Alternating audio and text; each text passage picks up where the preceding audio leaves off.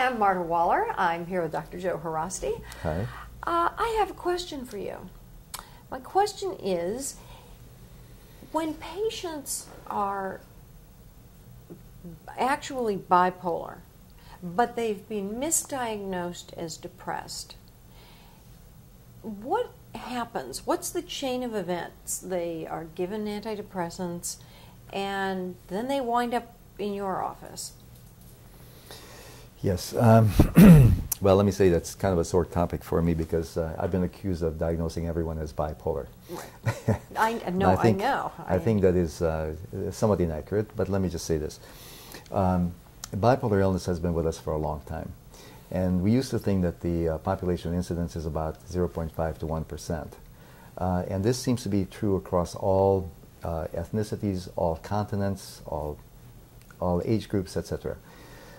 However, what we were finding out is that the population incidence is actually much higher, more like about 2.5 to 4%, depending on whose statistics you look at. So it is a much more common problem than what we realized. Also, it used to be thought that the modal age of onset for bipolar disorder is 18 years. But now what we're finding is that we're seeing bipolar illness at a younger and younger age. Juvenile bipolar disorder has been written about in books. It is now much more recognized among child psychiatrists, child neurologists, and so on, even family physicians. And what we're realizing is that we had misdiagnosed bipolar illness for a long, long time, especially among the young, because a juvenile bipolar presents differently from adults, and hence we did not recognize it. There are now some, and again, these are some clinical pearls, some pathognomonic signs.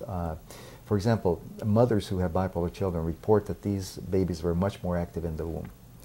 Juvenile bipolar kids often skip the crawling stage. They go almost directly from crawling to standing and walking. They hardly spend any time walking, crawling rather. Mm-hmm. They show a precocity when it comes to motor skills. Speech development is usually younger. And the other part is that they are oftentimes very irritable. They have huge tantrums, which is not just the usual 5 or 10 minutes that you might see with your own child, but it can go on for 45 minutes to an hour. And this goes on and on and on. And later when they get a little bit older in, say school age, elementary school age, then they get very irritable, they get into fights, they are disruptive in the classroom, and they are just very restless. Oftentimes they're misdiagnosed to have attention deficit disorder, ADHD. And what we have found is that there's a tremendous comorbidity. That's where the two conditions coexist within the same person. About a 95% comorbidity between ADHD and bipolar disorder, especially with the earlier age of onset. So this whole thing about the modal age being 18, in other words, just as many have the onset before 18 as after, is not true. The modal age is probably a lot younger. Also, we know that there's about an 8-year lag time between the first onset of symptoms, of bipolar symptoms, and the diagnosis of bipolar disorder. The reason being is that most often the initial symptoms, the presenting symptoms, are that of depression, irritability, the tantrums, and so on, and not the hypomania or mania. The mania is where a person has decreased need for sleep, they talk a mile a minute, they jump from topic to topic, they cannot complete a train of thought, they rhyme and pun, and so on, so that anyone would be able to tell that something is wrong with this individual. But that is fairly late in the course. So, by definition, a person is not bipolar until they've had at least one hypomanic or one manic episode. Bipolar 2 is where they have hypomania. Bipolar 1 is where they have true mania, which is a much worse condition. People with true bipolar 1 who have a true manic episode will often end up being hospitalized because they will do crazy things like walk out in traffic naked, or disrobe in public, or become publicly intoxicated, or spend money that they don't have to spend, or sexual indiscretions, all kinds of things that would alert anyone without any type of training that there's something very wrong with this individual. So they will end up either usually within the justice system, and then eventually, if they're lucky enough, they go to a psychiatric facility, or otherwise they end up in jail. 50% of our jail population today is made up of bipolar people.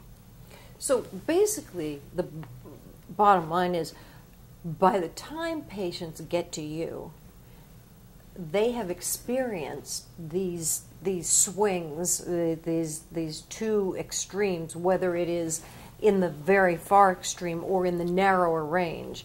Right. So the diagnosis is presented to you. Exactly. I mean, it's not a matter of having someone walk in and say, "Hey, doc, I don't feel so great," and saying, "You're bipolar." I mean, Right. they've presented with very specific symptoms. Well, actually, let me clarify that a little bit. Actually, what happens is that these people present themselves with having been diagnosed as being depressed, but that none of the antidepressant medications seem to work for them. In fact, it makes them worse. That's their presentation when they come to see me. Okay. And I can tell from that they were misdiagnosed, and most likely what happened is that the antidepressant medication triggered an underlying tendency toward bipolarity. It activates their bipolar symptoms. They become manic, and then if the doctor doesn't recognize what's going on, they keep switching to different type of antidepressants without giving them a mood stabilizer, and hence make the problem much, much worse. I cannot tell you how many patients I've gotten who have been misdiagnosed, put on the wrong medication, and they come to me sort of screaming and ready to jump off tall buildings. So, in response to the concern that patients wind up on tons of medication, this is what we have called, I think you were saying, what was the description? Responsible or rational polypharmacy. Right, rational polypharmacy that starts out high and then is tapered down to a manageable level. Exactly. And let me just explain what I mean by that. When I get a patient like this who's all over the place, they're in a mixed mood state because by then their illness has progressed to the point where they're not just manic or depressed, but they are really in this mixed state where they are raging and they're angry and irritable and so on. It's basically like Mel Gibson today. I hope he's on treatment, by the way. I really do hope that, and I mean that in the best sense. I think Mel needs help, and even though I'm not treating him, but it's obvious to me that he is in a mixed bipolar state. He needs to be on a mood stabilizer, he needs to be on the right meds, and he should not be on any antidepressants, which is basically what I'm trying to do with my patient. What I do is I treat target symptoms, whatever they may be. Usually there's a very high level of anxiety. There's this mixed mood state where a person is both depressed and anxious at the same time, and manic, with behavioral agitation. They cannot sleep, they're restless, they want to jump out of their skin. That's the best way to describe it. And then I systematically place them on the medication that will calm them down, take away the antidepressants, put them on a mood stabilizer, put them on an antipsychotic if it's indicated, because oftentimes they will lose touch with reality. The anxiety is so high that you can cut it with a knife. And again, what I have seen is that a person who is either going into a manic state or going into a depressive state, or there's a switch in their mood state, the anxiety level goes sky high. And that is the harbinger of the fact, or it tells you that something is wrong, something is very wrong. And so I have to treat the anxiety, and the anxiety in the short run may need to be treated with a benzodiazepine type drug like Valium, Librium, something along those lines, Ativan, even Xanax, although I tend to not use too much Xanax because it's so addictive. And also one of the atypical neuroleptic agents until they're in touch with reality again. Also, the best combination or the best way to treat someone with a bipolar disorder, especially a mixed state, is a mood stabilizer combined with an atypical neuroleptic. So hence these two drugs, because it's been shown that one drug alone is not enough. And let me just say, I was on a panel of the top people in the United States who treat bipolar disorder a couple of years ago. It was sponsored by a pharmaceutical company. This panel included people like the head of the psychiatry department at Stanford and others. I mean, really the top people in the United States. And the chairman of the department at Stanford asked this group, about 20 of us, how many of you treat bipolar illness with a single drug? Not a single person in that room raised their hand.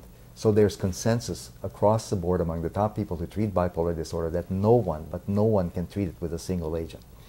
So the accusations that I use polypharmacy is really undeserved. I use polypharmacy in the beginning, and then I narrowed it down based on the person's symptoms. And my patients over a period of time are all stable, they don't look over-medicated, and they don't balloon out. That is the best, most succinct explanation you have ever given me, and all in a really short amount of time, which we have run out of. But we're going to talk about it again. Let me just say I've spent my whole professional lifetime on this problem. So I think I have some understanding. I think you have a ton of understanding, and we're going to talk about it again because it merits a whole nother segment. And until then, I'm Marta Waller. And I'm Dr. Joe Haraszti. Thank you for watching.